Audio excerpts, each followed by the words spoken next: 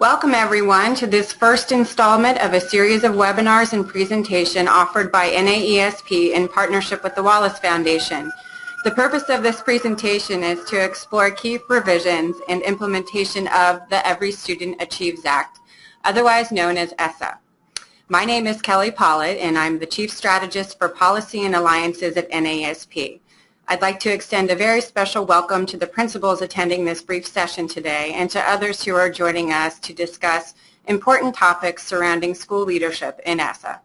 We're very pleased to offer this particular presentation because it will discuss some of the most important shifts in the new federal education law to support the role of principals, point to the research that shows investing in principals is considered an evidence-based investment, provide background and discussion on state-level considerations for investing in principals and how to go about it, and to share some ideas on how principals can take action at the state or local level to be a part of the new era of federal education policy that is now being undertaken by states. At NAESP, now more than ever, we're helping principals take measures in a productive way and be part of these important ESSA discussions. This was the focus of our annual meeting in July, and we look forward to supporting principals across the country as these discussions move forward. Over the past several years, NAESP has played a vital role in putting forward the voice and perspective of principals, and especially at the forefront of the debate surrounding ESSA, or the Elementary and Secondary Education Act that is now known as ESSA. We are excited about many of the provisions that we advocated for and that made their way into the new law. We'll share background on these important provisions and are eager to get started. So joining me today are two presenters to help us accomplish our goal. We have with us Bob from the state of Washington, two important practitioners from the state of Washington. First, Bob, who's the Assistant Superintendent of Early Learning at the Washington State Office of Superintendent and Public Instruction. In his role, he works with school districts, educational service districts, the Department of Early Learning, and Thrive Washington to create and implement the Superintendent Randy Dorn's early learning priorities and actions identified as part of the Washington State's Early Learning Plan. Over the past 2 decades, Bob has served in a number of capacities, and he can tell us a little bit more about himself when we get to his part of the presentation. And accompanying Bob is Ron Sisson, who's currently the Director of Principal Support and Elementary Programs for the Association of Washington School Principals. Prior to joining AWSP, Ron was an elementary level principal at North Thurton Public Schools in Lacey, Washington. As a principal, he was involved in piloting and launching the state's new teacher and principal evaluation system. So he'll be able to tell us a little bit more about his experience. And as you heard, these two folks with us today will provide tremendous amount of perspective and insight on the issues we will cover. So here's what we're attempting to accomplish today. We've organized our presentation in a number of areas that Bob, Ron, and I will cover. As noted, we have a lot of ground to cover, so we'll begin with a little bit of background and overview of the new law's provision related to the topic, of course, school leadership, to ensure that everyone has awareness of these important provisions. And this will help begin the discussion to think about and show how states are looking at these new opportunities to leverage. Both Bob and Ron will share important information from their respective positions, and we'll finish the session today with a Q&A and discussion. But before we get to the content, we'd like to take a moment to conduct a brief poll. We'd like to be familiar with our audience and who we're talking to. If you could take a moment to complete the questions and provide an answer, and Honor, who's the administrator of this webinar, will report the results. So I have gone ahead and put the poll question up. The question is, choose your level of knowledge of the Every Student Succeeds Act. You have 3 choices there. We'll give you a moment to do that.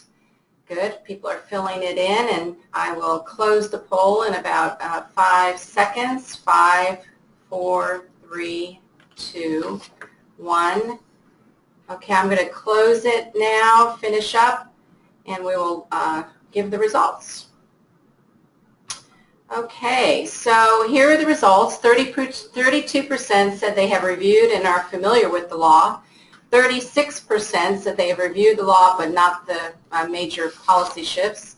and 32% have said they've not reviewed the law at all. So you really... Great. We have even distribution across our audience. Next, we'd like to find out who you are. We'll take another... Hold on one second. Few moments. Hide that. Okay, I'm going to do the second poll now. So a few questions, and then we'll dig into the content. Second poll is in place right now, as you can see on your screen. If you will go ahead and click your position. I'll give you a couple minutes here. People are feverishly filling that out. Poll is in progress. We're almost done. Another couple more. I'll start counting down. All right. Looks like we are closed here. I'll go ahead and share that information with you. 55% are principals or school leaders, 3% are other educators, 3% are state leaders, 7% are district leaders, and 31% represent an educational organization.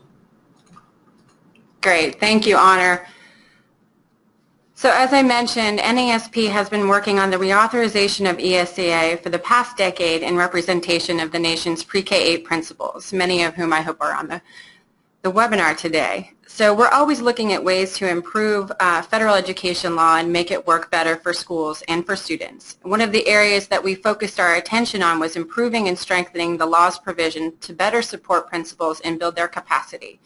In 2013, negotiations on Capitol Hill were well underway and getting pretty serious about renewing ESSA. NASP therefore put forward a set of policy recommendations for lawmakers to consider. One of these recommendations made clear an intentional focus on differentiating comprehensive support for principals or helping states and districts address principal recruitment, preparation, and the provision of ongoing professional learning. This recommendation specified a set aside of 10% of Title II funds that should be a minimum of investment of differentiated or exclusive support directly for the role of principals.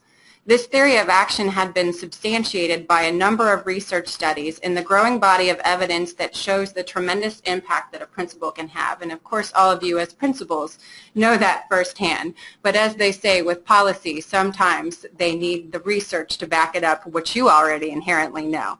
So if you could advance, please. So again, we found some important factors among the body of evidence that was amassing about the importance of school leadership and the correlation between effective principal leadership and really the impact on schools. And there were virtually no documented instances of struggling schools being turned around without intervention by a powerful leader.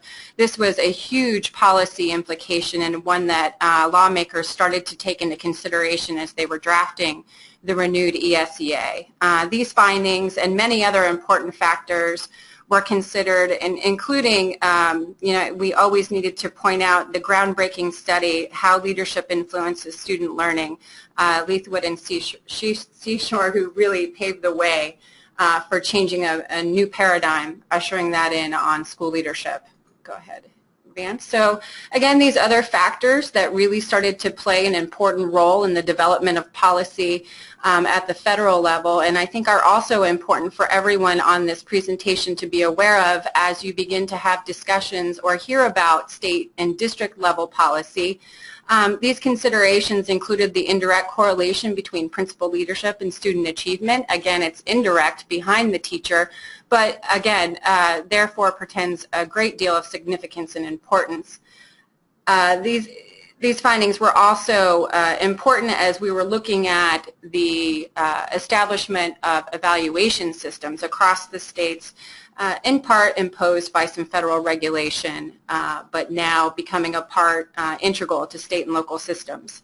So if we could advance. Looking at feedback from the field, we took this feedback to inform policy development that became now known as ESSA, and looked at the Department of Education's own research, which showed there was a great deal of need and gaps in principal support and ongoing preparation and other significant efforts to support their role. And you can see from the figures from our own work and talking with members on the ground the great deal of need that they had across the board.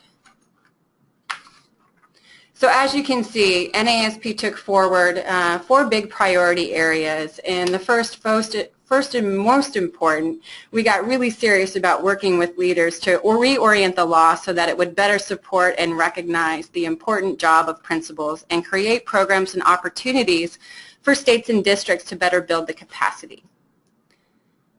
Go ahead and advance. So here we are. We now have the Every Student Achieves Act, and this is an important time in the history of education policy. We're on the cusp of being able to reorient systems and structures in a way that will really help principals not only with their own level of support and professionalism, but the ability to really change systems in a way that will help kids.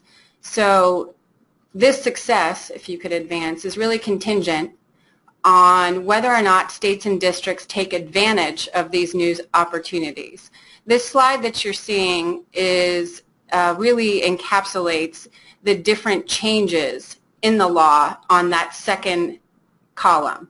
If you look at what's not changed compared to what is now afforded or allowed under the law, there's really a great deal of opportunities to reorient systems in ways that work better for educators and kids. So today we're really going to talk about the changes within Title II specific to support for principal leadership, and as well as evidence-based strategies and early childhood.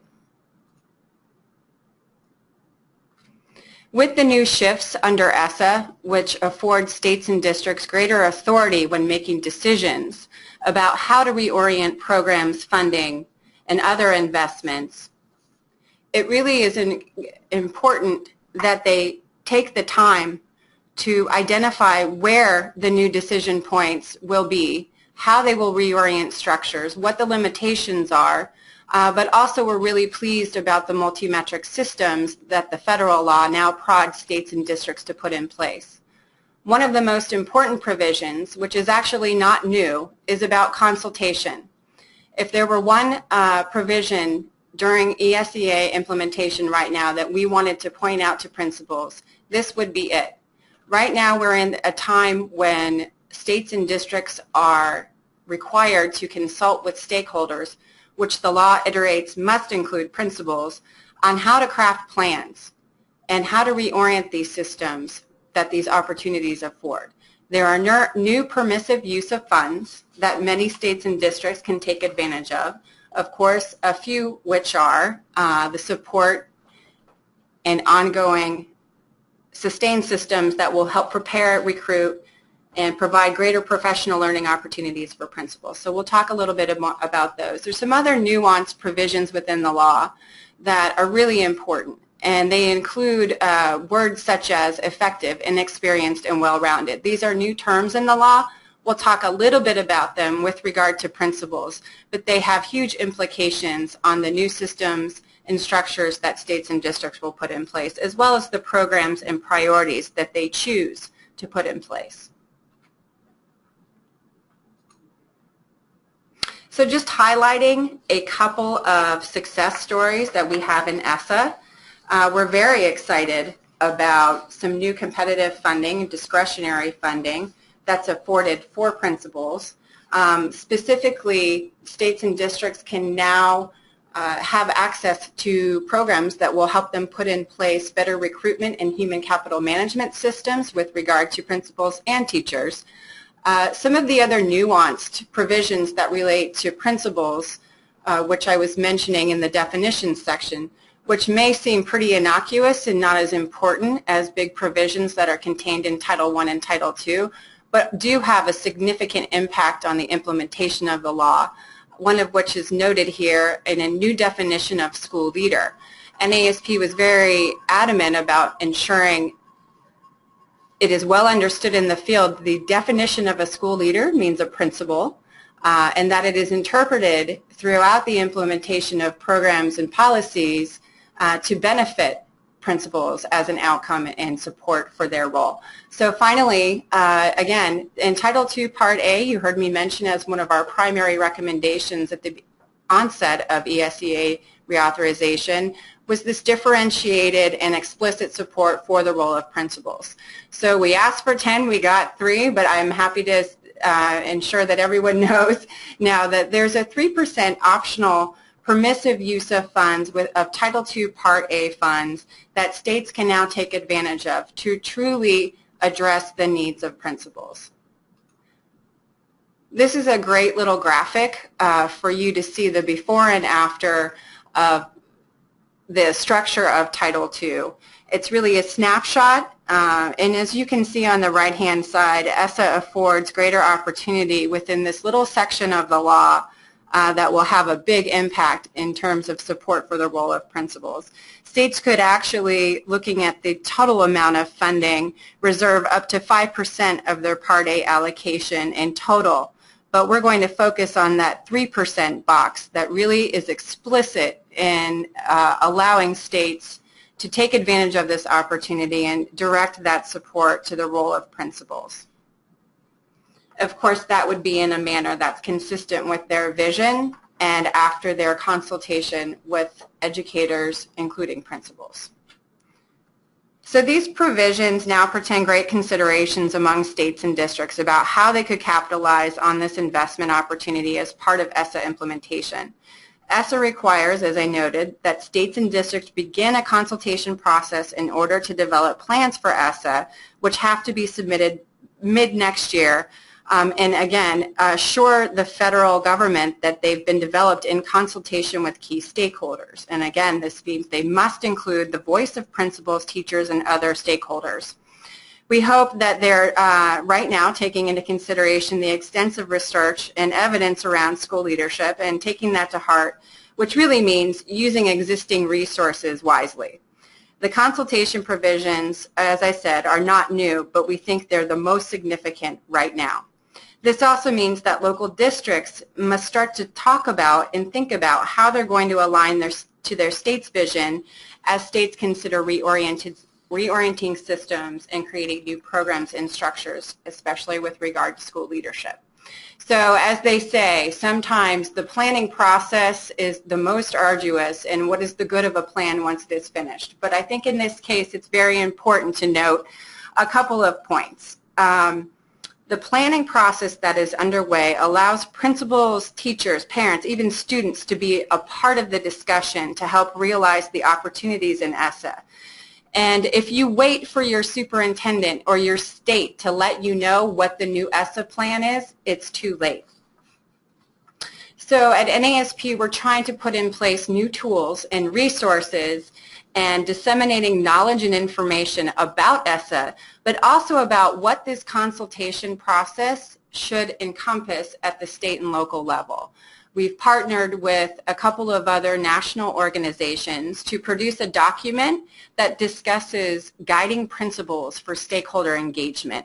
Just to share a little bit of this with you, because we think it's an important document that principals, policymakers at the state and local level and the national level could use.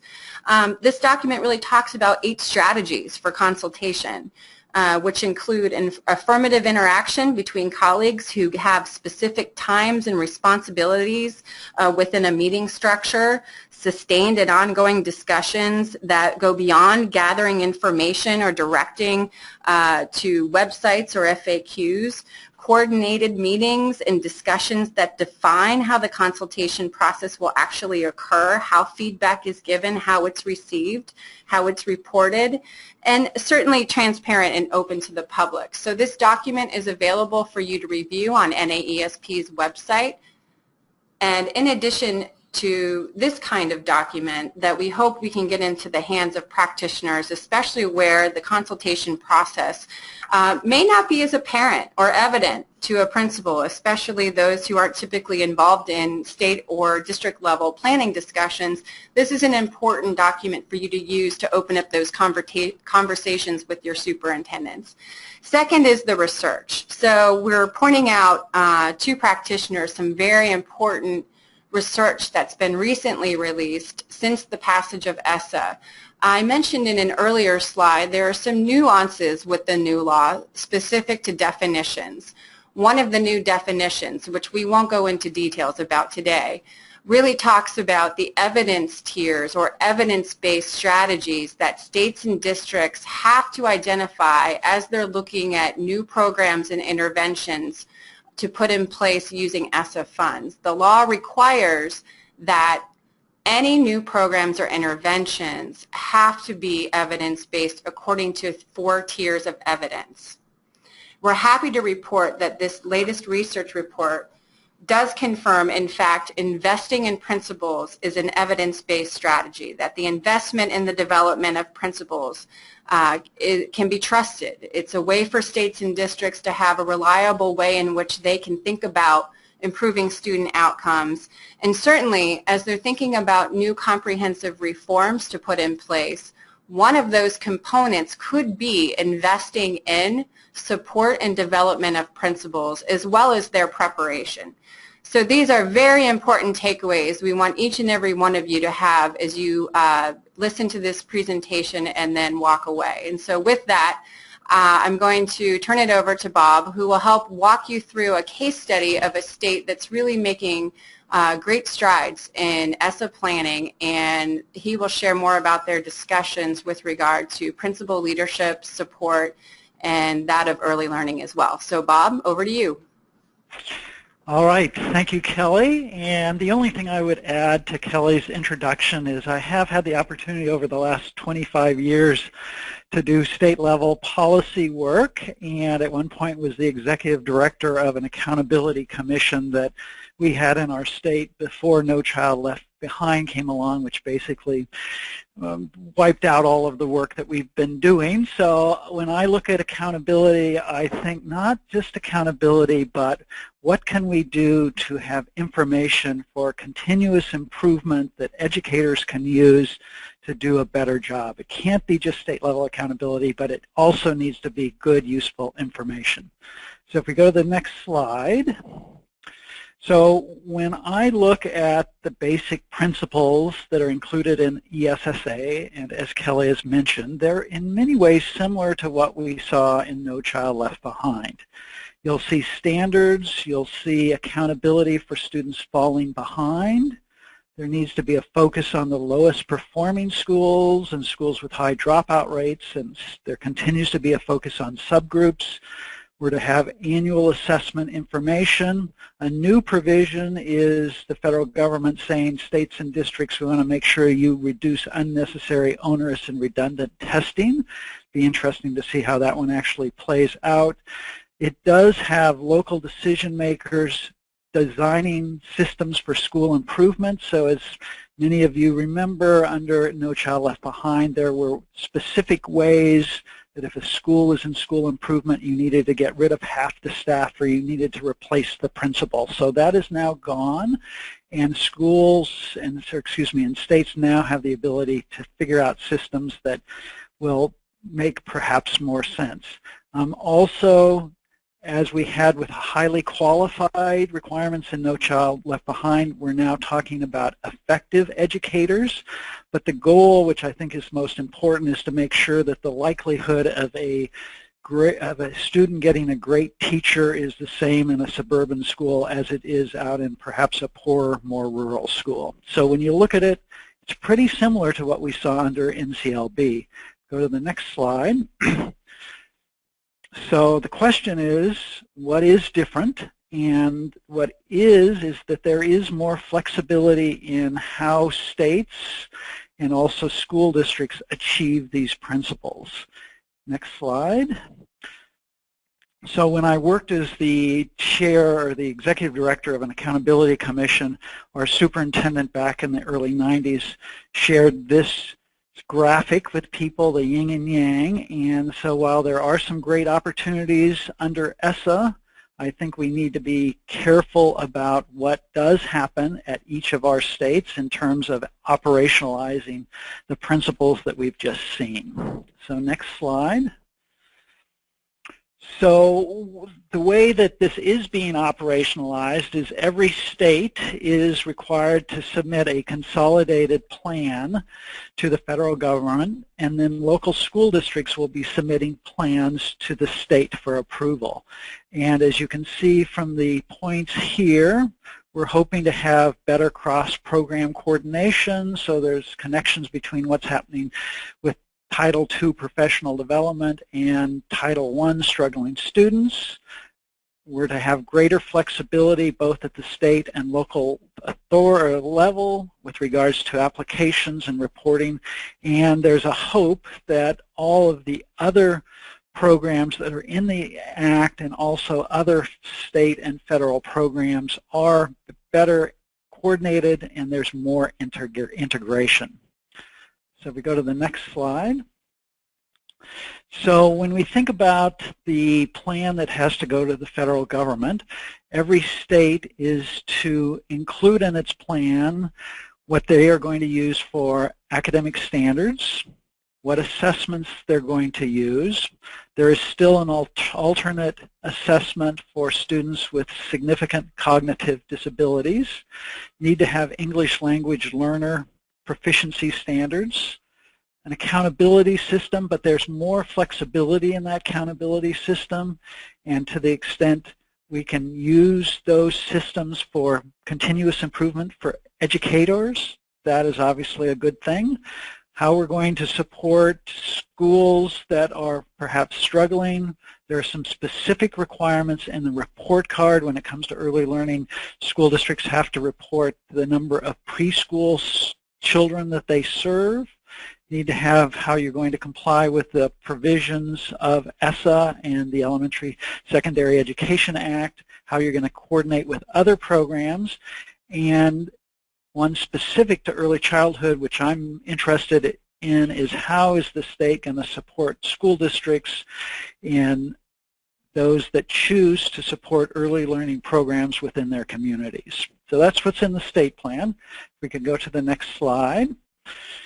So the legislation does say that when the state develops this plan, when the state agency, the educational agency does it, it must consult with this list of individuals and representatives from these different organizations. And as you can see, principals are one of a relatively long list. So when you all in your different states think about principal representation, you need to find the one who can be the most articulate, who can play well in groups of people that are going to be representing these other organizations. We go to the next slide.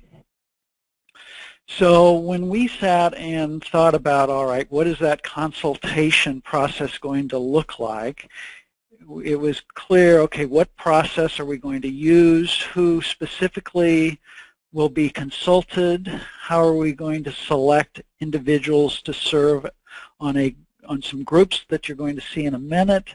What role will school leaders play, such as principals, relative to business people, politicians, and others? What role will teachers play, and also their unions? In Washington State, our Washington Education Association worked very, very hard to make sure their voice was heard, not only in the larger consolidated group, but in each of the different work groups. And they made it a very big deal, and perhaps your principal associations in your states might think about also being aggressive when it comes to that.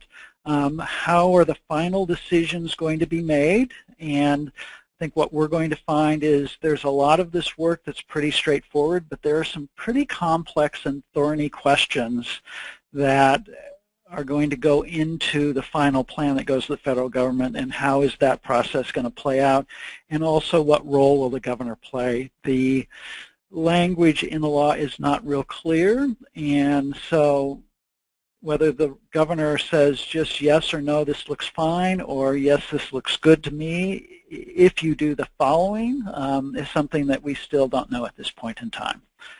So going to the next slide. So we have put together a consolidated plan team that has the representatives that you see here, and you'll see some union representation, you'll see parents, you'll see representation from our commissions on African American Affairs and Asian Affairs. You'll see obviously principals, our educational service districts. When you walk into the room, they have a very big U-shaped table that must be 30 feet long and 15 feet apart. So it's a very large group, but this is the group that we have subgroups bring recommendations to. They approve them, and we'll see the process in a second. So let's go to the next slide.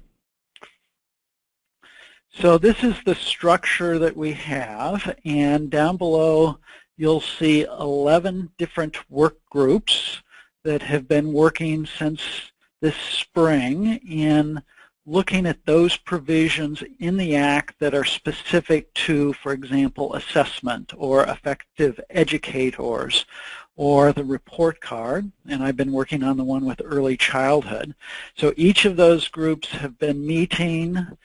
They then submit recommendations to this consolidated plan team, which I just showed you the membership.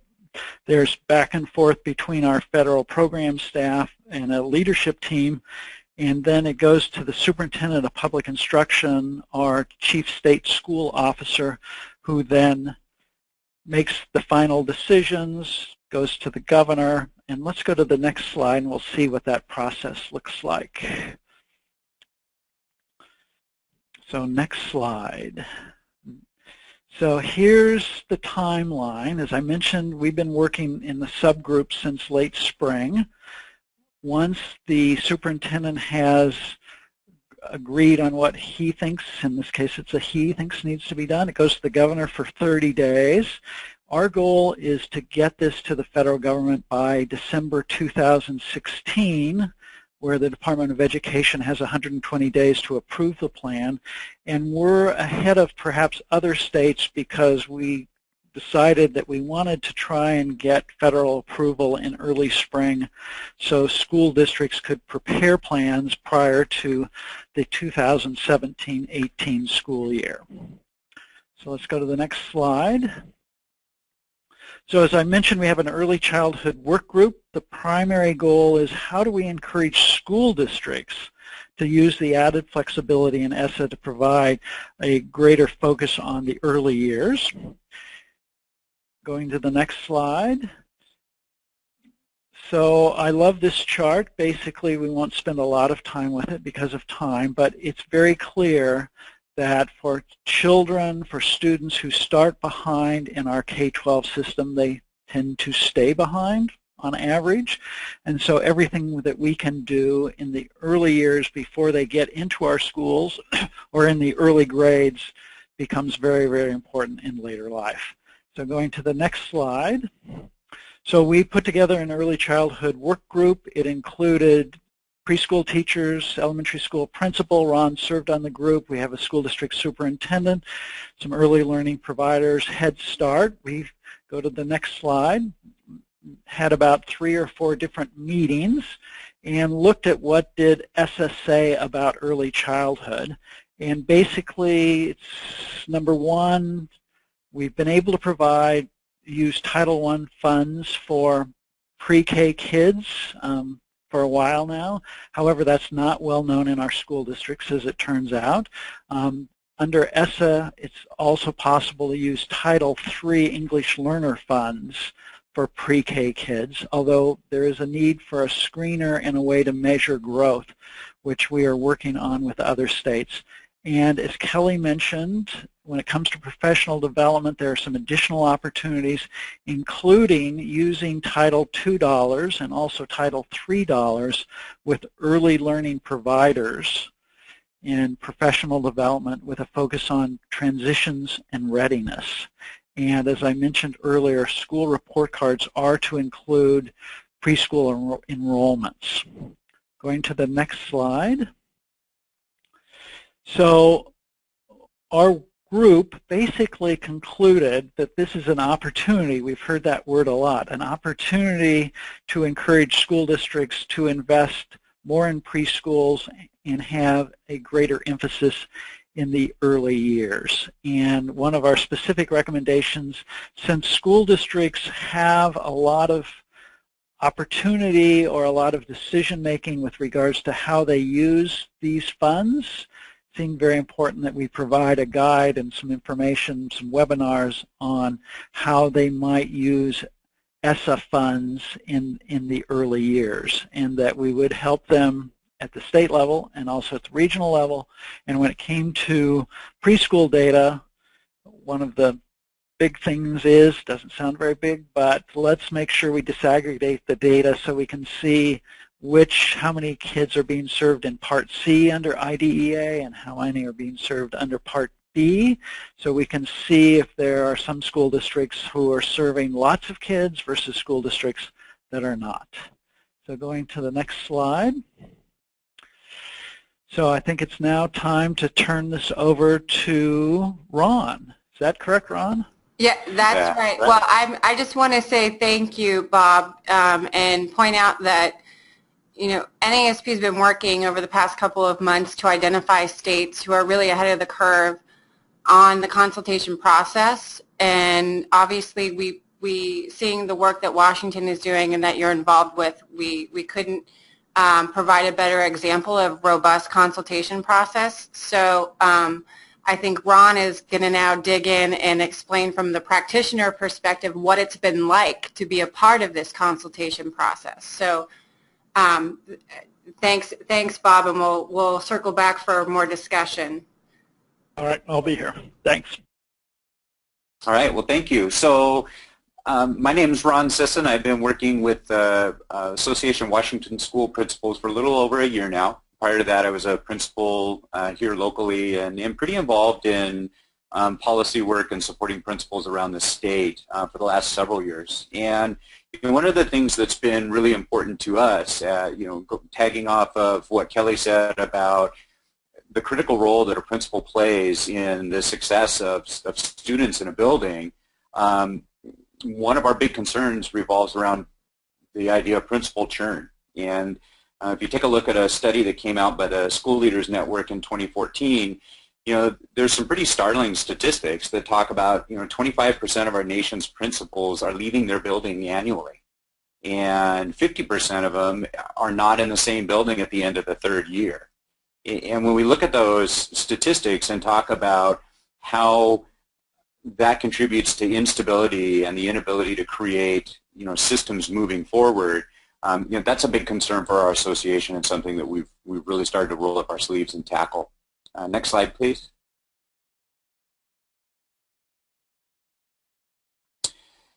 When we take a look at how long it takes for a principal to truly make an impact in a building, I think we all know that that doesn't happen overnight. And typically we see that it takes an average of 5 years to fully implement the mission and vision that a principal and teacher leaders have for their building. And when principal churn is going on, those initiatives are inhibited. And the recovery time that it takes for a new principal to come in and reestablish actually can set the building back up to another 3 years. And that's pretty startling when we think about an elementary building where a child only spends 5 to 6 years if they go all the way through the building. That can have a staggering impact on a child's experience moving through an elementary school. And if you couple that with churn that we see go on in a central office and the supports that are required from a properly structured central office, it just compounds that problem. And so we're going to spend some time talking a little bit about how AWSP has been involved in breaking this cycle for kids. Next slide. Thank you. So we know that principal turnover can be slowed. Whether you look at the NASP research or the churn article or the Center for Public Education out of the University of Washington, all of these factors listed on this slide are cited as ways that we can slow principal turnover. Our role as a state association, and about 95% of the principals in the state of Washington are members of the Association of Washington School Principals. So we're a pretty robust group in terms of supporting principals around the state. We really embrace the first 3 bullets because those are within our control, and we talk about ongoing professional development, particularly with principals in their first 5 years. We know that that's where the churn is happening the fastest. And we really have focused on that as where we think we can make an influence. We also know that principals, especially at the elementary level, often work in isolation, and that's problematic because there typically isn't an administrative team. There aren't people to bounce ideas off of and have those critical conversations about the work. And so we're working really hard to establish those networks for folks to be able to connect. And we encourage that for principals to reach out to colleagues and share the work and share their thinking, because that's the only way that we're able to support each other. And then lastly, we certainly working with our State Superintendents Association around ideas to structure the central office to really support principals by creating those conditions that allow them to lead. And the University of Washington Center for Effective Leadership published a paper called From Procedures to Partnerships you might want to take a look at, that gives some really concrete ideas about what central offices can do to help principals to be successful in their work. Next slide. Thank you.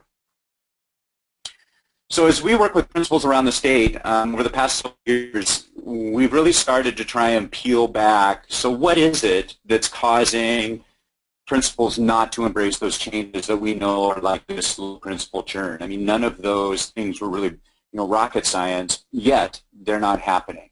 And some of the anecdotal pieces that we hear are that principals don't have time to engage in their own principal learning. In fact, there's some statistics that show that the typical principal spends less than 2% of their time on their own professional development. Professional development is expensive. There's one principal in a building compared to 20, 30, 40 teachers.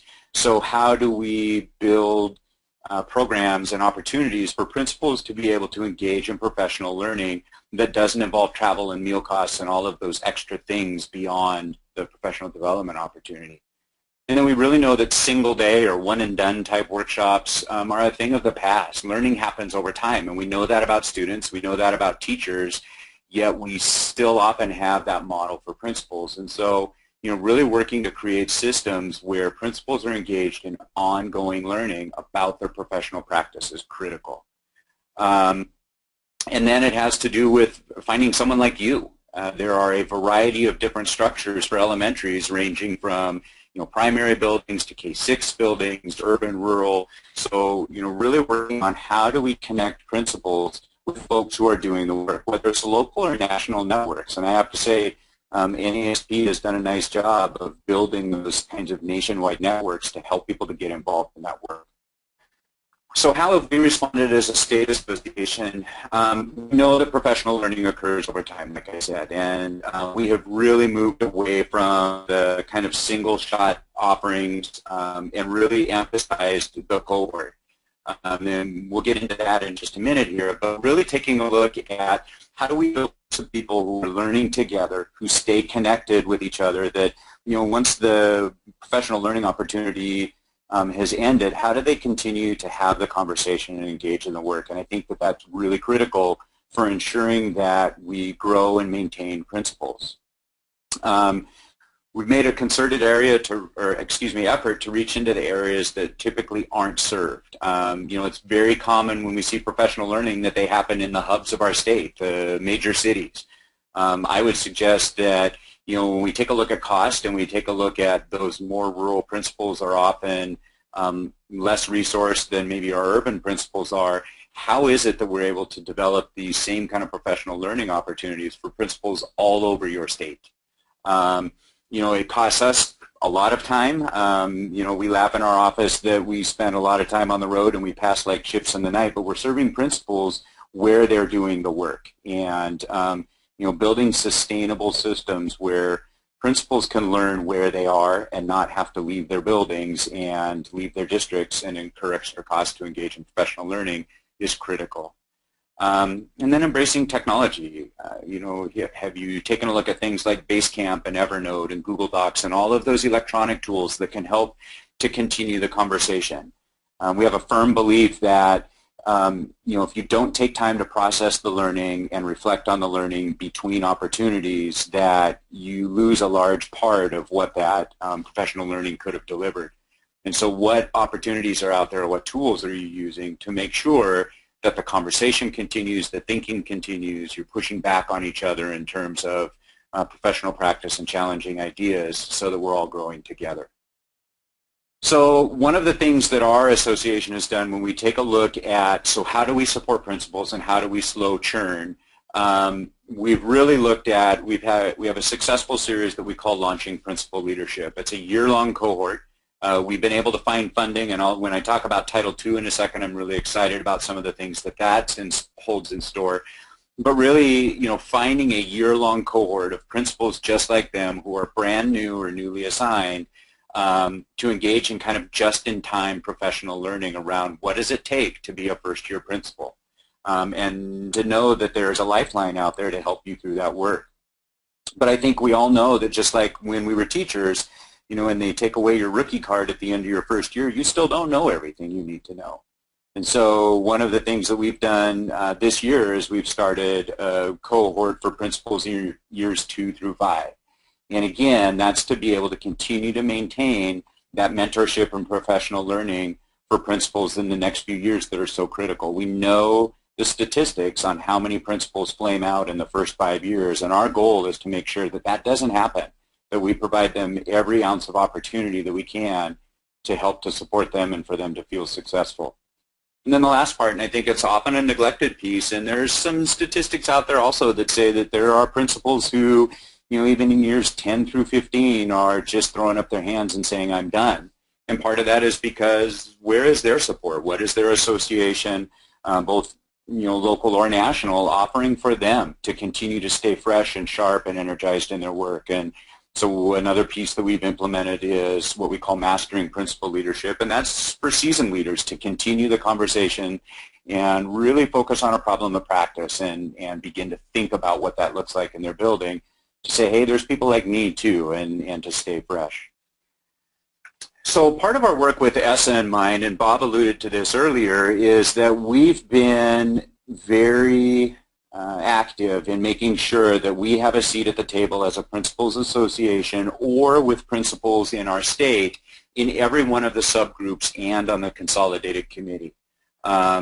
We want to make sure that the principal voice is at the table. And when Kelly talked about consultation, I believe that consultation, that's active, that's not passive. Consultation isn't, oh yeah, by the way, it's being a part of the conversation. And if you aren't able to be at the table as part of one of the subgroups, if that process has already happened, what are you doing to make sure that the voice continues to be heard, both at the state level through public comment, through feedback, or at your local level as your district starts to wrestle with policy? And we'll talk a little bit about that in a second as well. Title II. We are very excited about that in our state, and I think principals across the nation really need to understand that this was a big win, and I've been going back with the State Association for years now doing advocacy work, and one of the pieces that we've said over and over is where is the money to continue to develop principals?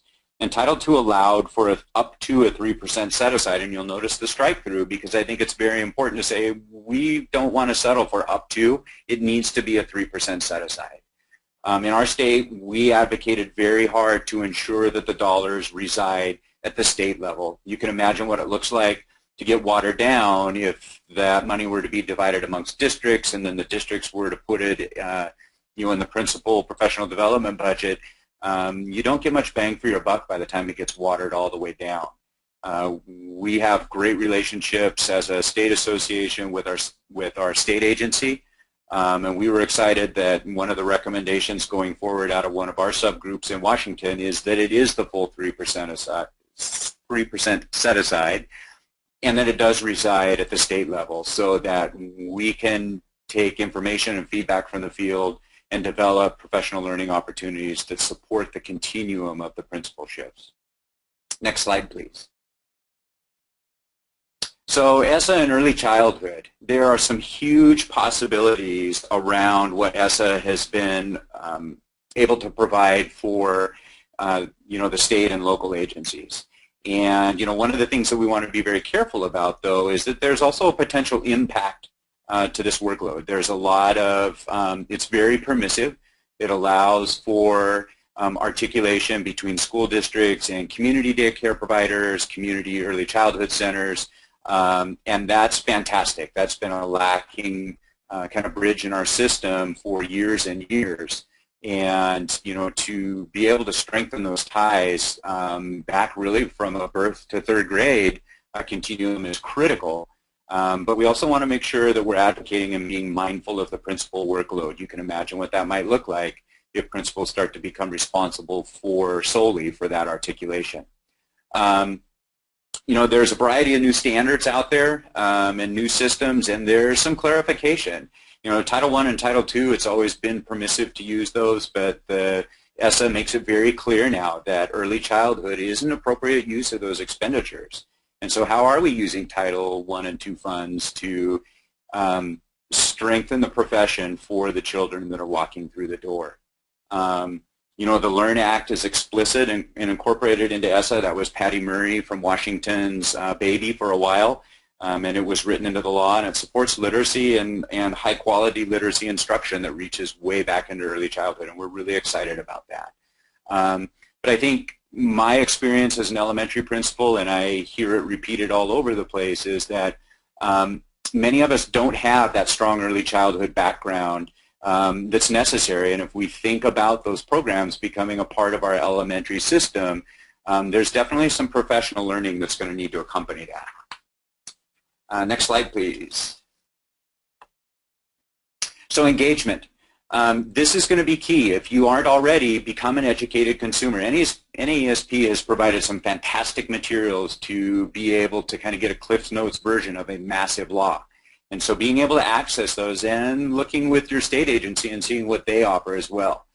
Do they have meeting agendas? Do they have minutes? And what do those look like so that you can see the progress and you can see what's going on. The state of Washington's developed some really nice tools that are basically a group of matrices that help you to see the progress of the work. Learn about your state's process. What is the process? And if you can get yourself a seat at the table, do that. If you can't, then make sure that you have the ear of the people who are sitting there. Make sure that you're taking advantage of commentary because engaging in the conversation is going to be key. And, you know, there are a variety of people involved, and, you know, making sure that you're having those conversations with them, I think, is going to be critical. And engage in the conversation at your district level, because at some point, your district is going to begin to wrestle with what the state has decided, and, you know, to be at the table for that piece is going to be critical as well. Next slide, please. So just a final thought, you know, I think that ESSA has provided some really amazing opportunities, and, you know, we've been complaining for years about No Child Left Behind and how punitive it is. I think one of the things that really has resonated with me that Kelly said several months ago in a meeting that I was in is that, you know, ESSA is great. It's a great responsibility, but No Child Left Behind was put into place for a reason. And so we have a big responsibility at the state level to do the things that ESSA has given us the authority to do. And if we aren't at the table and aren't making good choices, something No Child Left Behind-esque can come back around. So we need to make sure that we're diligent and engaged. And I guess I would finish with ESSA is not meant to be done to you. It's meant to be done with you. So the consultation piece is a thing that I think is really important to continue to be mindful of, and, you know, make sure that those conversations are happening so that the principal voice is heard. Okay, thank you, Ron. Terrific. I think, as all of you have heard, the experience and perspective of these two folks as we go forward with this new era of education policy were extremely insightful. And I want to go back to the point of this presentation, which is a couple of fold here, and that's to point out that there are tools, resources to help support principals as they begin to think about ESSA and what it could mean for themselves, for their school, the teachers, the students, the families, and then the future of the profession, of course. And I think we've laid out some very critical arguments about how there's new evidence and research to support a direction and focus of states and districts to better support principals through new ways in which they can reorient systems and take advantage of all those opportunities that we kept talking about with ESSA. But I think one of the questions that I would ask of both the presenters today is if you had to give 2 pieces of advice for every principal who's on this presentation today about what they can do moving forward, what would they be? So Ron, I'm going to start with you. What would be the 2 things that you would tell a colleague that they could do with all of this information in their state or district on ESSA?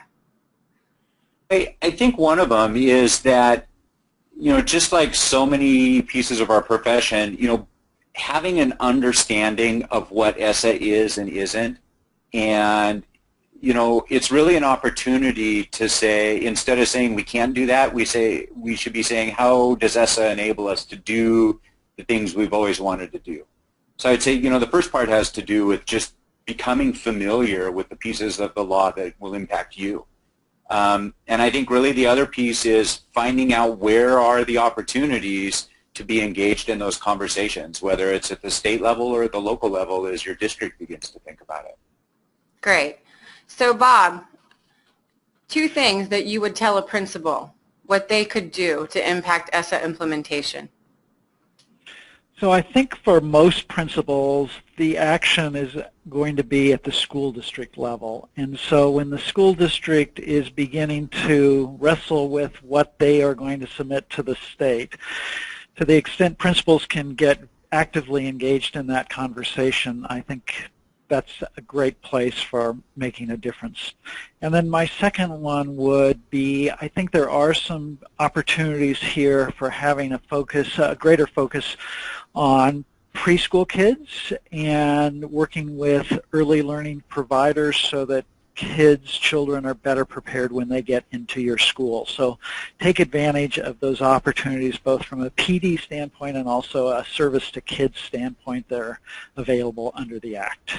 That's terrific. Thank you. I think that's a great segue for what I want to underscore and again point out that we have the research and the evidence now that shows tangible reports that you can point to in discussions, whether it be at the district level, at the state level, with your colleagues, or anywhere in the community that shows investing in principal preparation and professional development is an evidence-based strategy.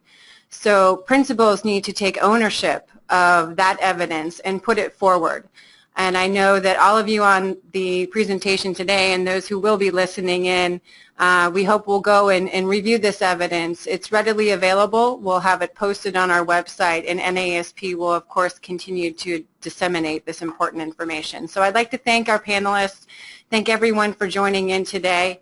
We really appreciate your time and focus and all that you do for kids. So